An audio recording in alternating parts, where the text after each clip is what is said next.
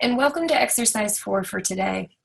Today we're going to be really focusing on how to edit images in Photoshop, especially if these images maybe have been scanned in and are not the highest of quality. The Canvas images you're going to be working today are a good example.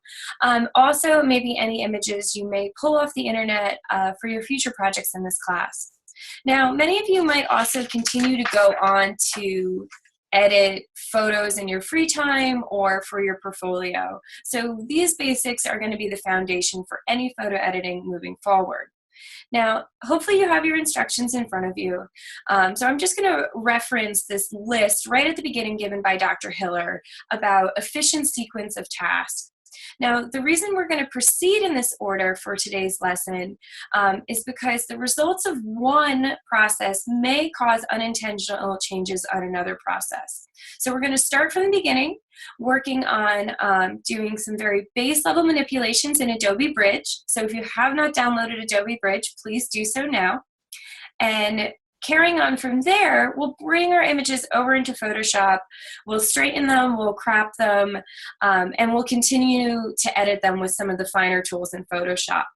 But we're going to want to keep this in a sequential order, and this is definitely an order in this lesson that you would want to take forward as you continue to photo edit throughout this class and outside of this class. Now at this time, I'm going to go ahead and open up Adobe Bridge, and you're no longer going to see me, and I'm going to share my screen with you. So just one moment and everything should pop up.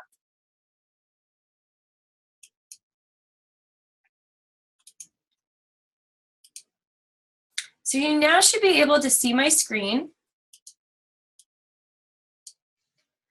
And we're going to start today by opening up Adobe Bridge. So in Mac, you were going to find that under your applications. And if you were on a PC, this is likely under your start menu. So start, all programs, and then you can access Adobe Bridge in that manner. Now, the step 3 encourages you to locate the image you've just saved. So the images you've saved off of Canvas for this lesson. Now, if you're not seeing the icons right here, which are your 3 images from Canvas, that's not a problem. I'm going to show you how to find those. You should, after you've synced Adobe Bridge with your computer, be able to access your computer. And from here, whatever users may be on your computer, and locate your file navigating your folders. So I'm going to move to my desktop, open up my AT365 folder, and open up today's lesson for January 27th. At this point, I just want you to select the O4A start image. If you have double-clicked just now and Adobe Photoshop is bouncing away and opening up, just close Photoshop for that moment. We will go into Photoshop momentarily. But right now, I just want you to single click on o4astart.jpg. From here, we are going to open this file in what is called Camera Raw. So file open in Camera Raw. And we can see a new screen popping up. Now, in order to work on this a little bit easier, I'm now going to open the screen to go into full mode. So if you did not see that, there's this toggle key right here, toggle full screen mode, or you should be able to press F to get yourself into full screen mode. Now we're going to start today using the white balance tool. So you're going to see a new set of tools on the top of your screen. And I always encourage kind of scanning across these gently with your mouse to kind of figure out what tool is what when you're starting in any new program. Now our white balance tool looks similar to an eyedropper, and it should come up as white balance. We're going to click on that. And we're going to start by clicking on the white that we see in the graffiti. So if we click on this, you're going to notice that now The white in this photo has balanced out, and it's just a very slight change. So I'm going to Control Z here just so you can see the difference. So this is when we first select on the graffiti, and this was our previous image. We're also going to select the white on the girl's shoes, so right in that New Balance symbol, to achieve the effect we want. So again, just a very slight difference, balancing out the white tones in your image. In some images, this is enough to remove a color cast or correct the tone of the image, and it's a good place to start just to balance out the white tones. Of course, feel free to pause me at any time and continue to explore with tools like the white balance tool. From here, we're now going to move over into our basic panel.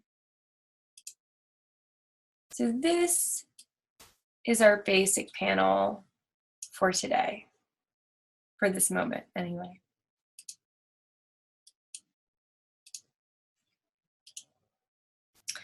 And I want you definitely to take a moment to play with these sliders before you go ahead and set the preset. So it's set onto custom, and you're going to be adjusting the temperature of your photos, the tints, maybe the exposure, fill lights, recoveries. And these are for very basic photo manipulations, but however, as you can tell, you could get quite maybe an extravagant looking photo.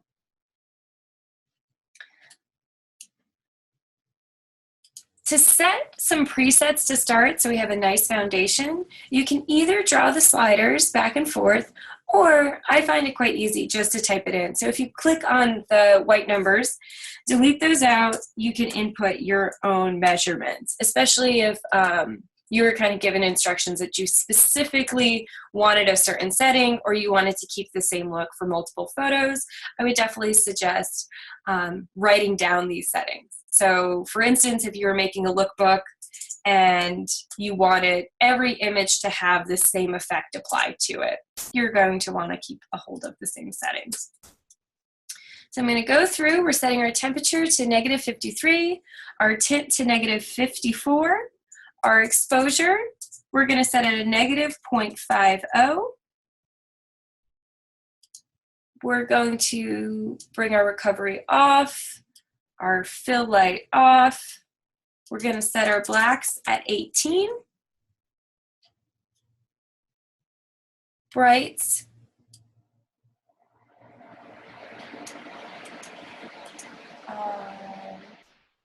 There's no preset for brights.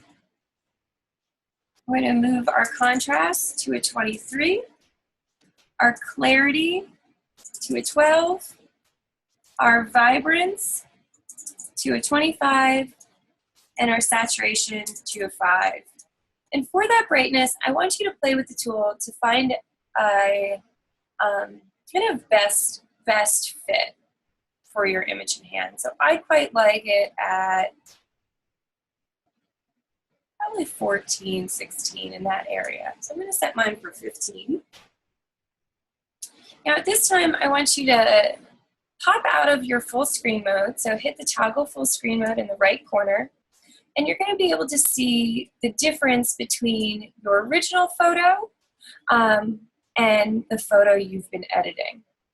So right and left. And that's going to be a good way to compare them.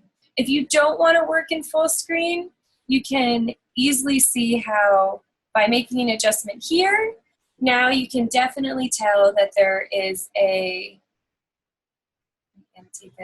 large difference between the photo you're working on versus your original photo.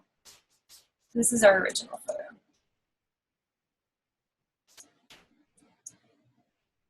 And I'm just going to Control Z.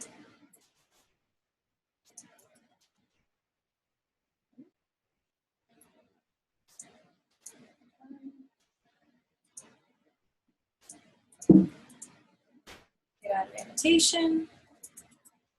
And now we're back to the presets we just set in adjusting our photo under that white balance tool.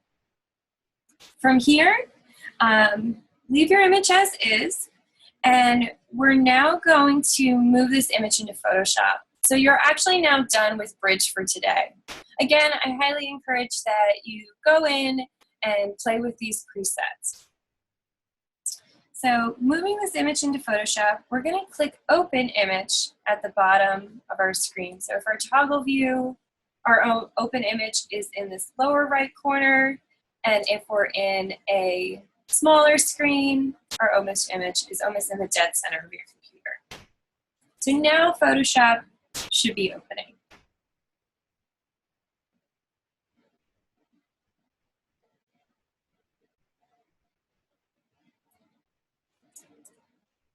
And feel free to use that, Command or Control plus and minus to zoom in and out of your photo in a way that it feels comfortable to you to work with. So take the moment to adjust your screen as needed for the project. We're going to start first by saving what you've worked on so far. So we're going to go to File, Save As.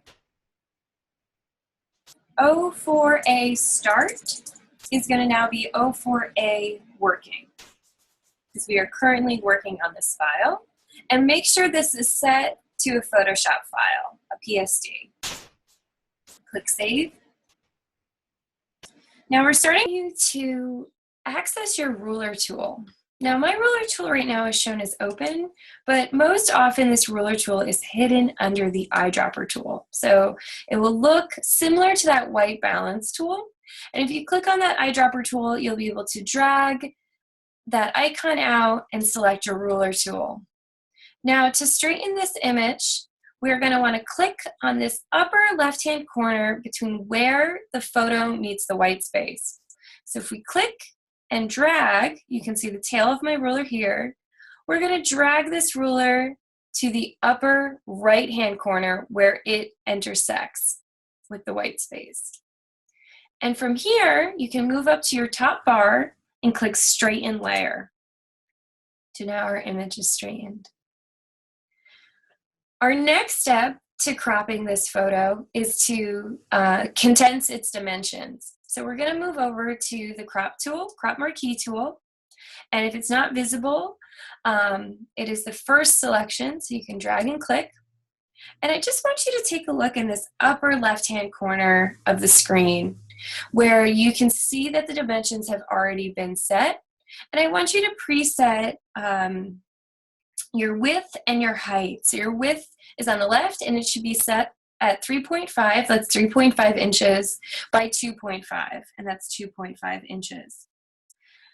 Now with that being said, I want you to click your marquee tool again, and I want you to drag to enclose your entire image. So we're covering the image. So this is very similar to the rectangular marquee tool. The action you just took is similar to the rectangular marquee tool we used in class on Monday. Now, we want to make sure that there's no white space. So you're able to click right inside of that marquee tool while it's active and adjust your photo so we're not seeing any white borders. As you can see, we have a little bit of a white border here. So I'm now just going to use my arrows.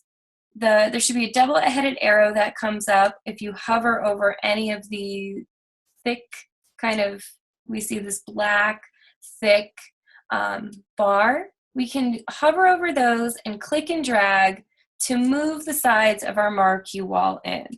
So if you do have any white space, we are going to want to adjust for that if it didn't adjust simply by moving your photo back and forth. So once we have that set in place, I want you to press Enter, and we're going to save your work. So this is now, you want to go up to File, Save, And if you haven't become familiar with file save, doing it regularly, I highly encourage it.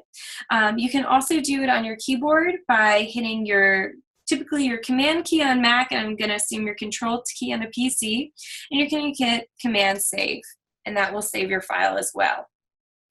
All right, so at this point in time, I'm going to leave you, and you are going to move on to your next video where we'll be focusing on replacing colors in an image.